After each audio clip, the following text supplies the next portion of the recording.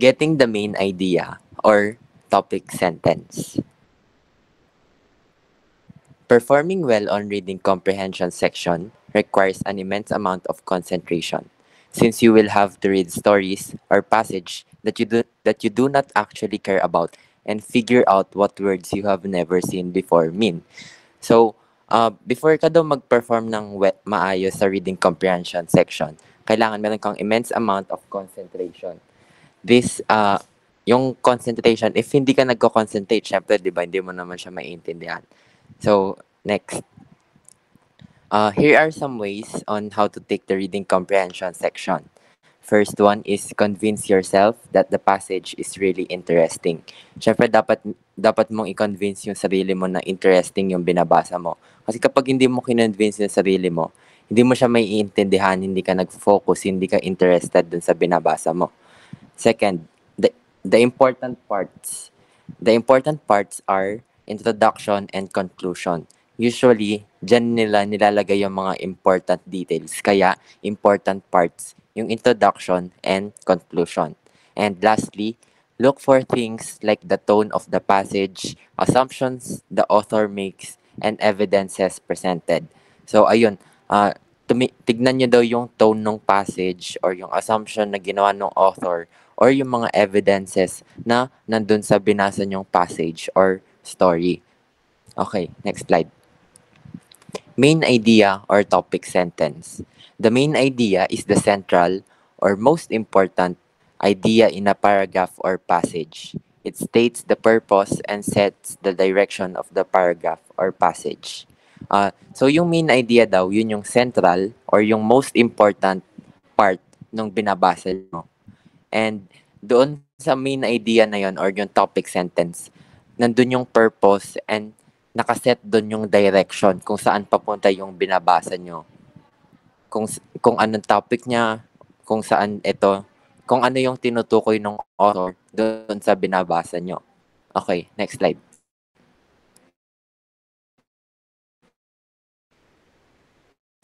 The main idea of a story, but sometimes those questions are difficult to answer, especially for people who are not completely sure that they understand what the main idea really is. Finding the main idea of a paragraph or longer passage of text is one of the most important reading skills to master. So, yung main idea daw ng story or a passage, yun yung mga sikat sa mga reading comprehension test. Pero minsan, merong mga nahihirapan since hindi sila sure if naiintindihan talaga nila. Kaya kailangan talaga na nagko-concentrate ka or iniintindihan mo ng maayos yung binabasa mo. Then, finding the main idea daw of a paragraph or a passage, yun daw yung pinaka-important reading skills na mamaster ng isang tao. Okay, next slide. How to define the main idea. The main idea of a paragraph is the primary point or concept that the author wants to communicate to the readers about the topic. In a paragraph, when the main idea is stated directly, it is expressed in what is called the topic sentence. It gives the overarching idea of what the paragraph is about and is supported by the details in the following sentences in the paragraph. So, yung main idea daw ng isang paragraph, yun yung primary point or concept na gustong i-communicate ng author sa inyo or yung gusto niyang ipakita sa inyo kung saan patungkol yung binabasa nyo. Then, sa isang paragraph, when the main idea is stated directly, it is called daw the topic sentence. The main idea is also called the topic sentence. Then, it gives you the overarching idea of what the paragraph is about and is supported by the details in the following sentences in the paragraph. So, yung main idea daw or yung topic sentence, it is followed by the supporting details or the following sentences in a paragraph. Okay, next slide. All opening paragraphs, also known as the introduction, are obligated to tell you where the piece is going, while all the closing paragraph, also known as the conclusion, are required to sum up the main points in one coherent conclusion. So, yung mga main points nandun sa introduction. Then, yung main points ng introduction, meron siya summary doon sa conclusion. Parang na-summarize na siya doon sa conclusion in one paragraph. And next slide. When an author does not state the main idea directly, it should still be implied and is called an implied main idea. This is a trickier concept since it requires for you to look closely at the content, specific words, and sentences to get what the author is communicating. So yung binabasa nyo daw kapag hindi nag-state yung author ng main idea directly or hindi nyo siya ma-identify agad gaya nung normal na um, main idea na kakabasa nyo pa lang doon sa first sentence or sa second or sa third and so on, naiintindihan nyo na agad kung ano yung main idea. Pero kapag merong time na hindi nyo ma-identify agad yung main idea, that means it is an implied main idea. Since trickier concept siya, mahirap siyang i-identify talaga. Pero it requires for you to look closely at the content, specific words, and sentences to get what the author is communicating. So, ayun, kapag nahihirapan yung hanapin yung main idea, it means it is an implied main idea. Ayan, note, main idea is also the same as the topic sentence. Next, did not state the main idea. If it did not state the main idea, it means it is an implied main idea. And next, we have the two types of main idea. The first one is the main idea or the topic sentence, the easiest one. And the second type is the implied main idea, which is the trickier concept of the main idea. Next slide. Kung kanina, how to define the main idea, ngayon naman, how to find the main idea. Finding the main idea is critical to understanding what you are reading. It helps the details to make sense and have relevance and provides a framework for remembering the content. Pag daw hinahanap yung main idea, kapag nahanap nyo na yung main idea, dapat it makes sense and meron siyang relevance. Kasi kapag wala siyang sense at saka hindi siya at saka wala siyang relevance doon sa binasa nyo, it means mali yung main idea na pinili nyo. So, dapat, ayun nga, meron siyang nagme-make sense siya and relevant siya doon sa passage na binasa nyo. And here are some specific tips on how to catch the main idea of a story or a passage. First one, we have identify the topic. Read the passage through completely, then try to identify the topic. This part is just figuring out a topic. Don't worry yet about deciding what argument the passage is making about. So first step, basahin nyo muna ng maayos yung passage. Then try nyong i-identify yung topic first hand. Pero hindi naman kailangan na i-identify nyo siya agad. Parang try nyo muna for the first time. Ganun. Second, summarize the passage. After reading the passage properly, try to summarize it in your own words, in one sentence. Pretend you have just 10 to 12 words to tell someone what the passage is about. So, ayun daw, pagkatapos nyo binasa yung passage, try nyo siyang i-summarize in your own words or in one sentence. Pero, if hindi nyo siya kayang i-summarize, okay lang naman since hindi pa naman, marami pa namang ways on how to identify the main idea. Okay, third, we have look at the first and last sentence of the passage. Authors often put the main idea in or near either the first or last sentence of the paragraph. So try to isolate those sentences to see if they make sense as the main topic or the theme of the passage you just read. However, the main idea may be found in any sentence of the paragraph. So ayun, usually daw, yung main idea nilalagay ng mga author sa first or last sentence ng passage na binabasa nyo. Tapos, if doon sa first and last sentence, hindi nyo siya mahanap doon yung main idea, it means wala siya doon sa first and last. Nandun siya sa second, third, fourth, and so on. And lastly, we have look for repetition of ideas. If you read through a paragraph and you have no idea how to summarize it because there is so much information, start looking for repeated words, phrases, or related ideas. Kung sa number 2 kanina, summarize the passage. Kung hindi nyo siya kayang i-summarize, pumunta kayo dito sa number 4.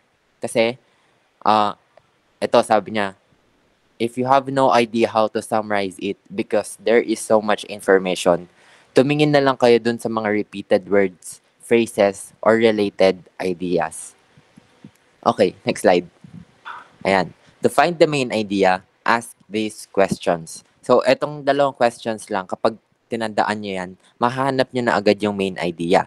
The first one, we have, who or what is the paragraph about? And second, what aspect or idea about the who or what is the author concerned with? Ito lang, tandaan nyo lang yung dalawa na yan and makukuha nyo agad yung main idea. Okay, next slide. Ito. Remember, ito yung 4 specific tips na sinabi ko kanina. The first one is identify the topic. Second, summarize the passage. Third, look at the first and last sentence of the passage. And lastly, look for repetition of ideas. Okay, next slide. Let's try these examples. Example number 1. Penicillin is one of the greatest of the wonder drugs. It has saved thousands of lives already and will save many more in the future. Unfortunately, it has no effect at all on most of the ills of mankind. Penicillin is a very good drug, but it is certainly not a cure-all. Okay, here is the question. Here are the questions pala. What type of the main idea was used and what are the main ideas or the topic sentence? Again, yung 2 types ng main idea, the first one is main idea or the topic sentence and the second one is the implied main idea. Okay, the answer is main idea. And the topic sentences and the main ideas are penicillin is one of the greatest of the wonders drug and penicillin is a very good drug, but it's certainly not a cure-all. So sa example number 1, it is a main idea. And the main idea was split into 2. If napansin nyo, ayan, dalawa siyang sentence. Pwede namang both, but kahit isa lang dyan is pwede. Kasi kung babasahin nyo, same lang naman yung main idea nila or yung topic doon sa mga sentences. Okay, next example. Example number 2. Do you wear glasses? Make sure your glasses fit well. The earpieces should be at eye level. Don't try to adjust the earpieces yourself. Take your glasses for adjustments to the place you bought them. Keep your glasses in a case when you are not wearing them. This will prevent scratches. Keep the lenses clean. A soft cloth is best for cleaning. Okay, questions. Questions. Again, what type of the main idea was used and what is the main idea or the topic sentence? And the answer is, it is an implied main idea. And the main idea or the topic sentence is taking care of your glasses involves many steps. So sa example number 2, it is an implied main idea. And kung napapansin nyo dito sa example, all of the sentences, it gives details about the main idea. Nagigive lang siya ng idea, pero wala dyan yung main idea mismo since it is an implied main idea. So, the implied main idea, di ba sabi ko kanina, it is the trickier concept nung main idea. Okay, next example. Example number 3. Costs were low that year and the output high. There was a good person for each job and the market remained firm. There were no losses from fire.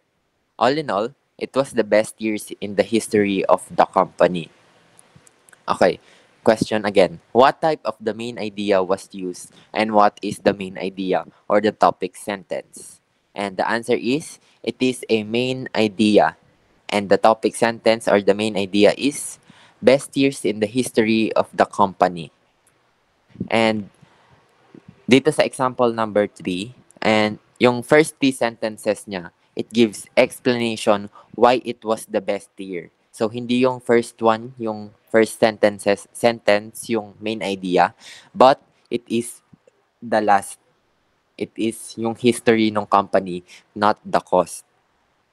Okay, next example. Example number 4.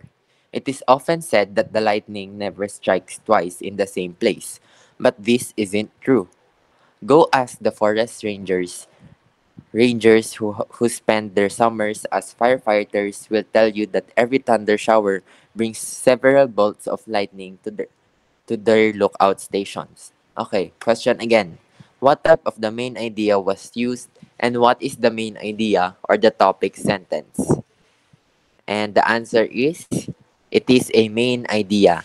And the topic sentence or the main idea is lightning never strikes twice in the same place. And as you can see dito sa example, yung first sentence, it immediately tells you kung ano yung main idea or yung topic sentence. Okay, next slide. Ito. Avoid main idea mistakes. Choosing a main idea from a set of answer choices is different than composing a main idea on your own. Writers of multiple choice tests are often tricky will give you distractor questions that sound much like the real answer. So, minsan, yung mga questions about doon sa main idea are often tricky daw. And, syempre, naglalagay din yung mga gumagawa ng exam or ng test ng distractor questions. Syempre, parang hindi naman ganun kadali. And, next slide. By reading the passage thoroughly, using your skills, and identifying the main idea on your own, you can avoid making these three common mistakes. First one, we have selecting an answer that is too narrow in scope. Second, selecting an answer that is too broad. And lastly, selecting an idea that is complex but contrary to the main idea. Okay, next slide. Here are some typical main idea questions. The first one we have, what is the author's main purpose? Ano daw yung main purpose ng author doon sa ginawa niyang passage? Okay, second, what is an appropriate title for this selection? Ano daw yung appropriate title nung binasa nyo? And third, what is the primary function of this passage? Ano daw yung primary function nung binasa nyo? And fourth, what idea does this passage suggest? Ano daw yung sinasuggest nung idea doon sa passage na binasa nyo? And fifth one, what does the content of this passage suggest? Ano daw yung sinasuggest ng content doon sa binasa nyo?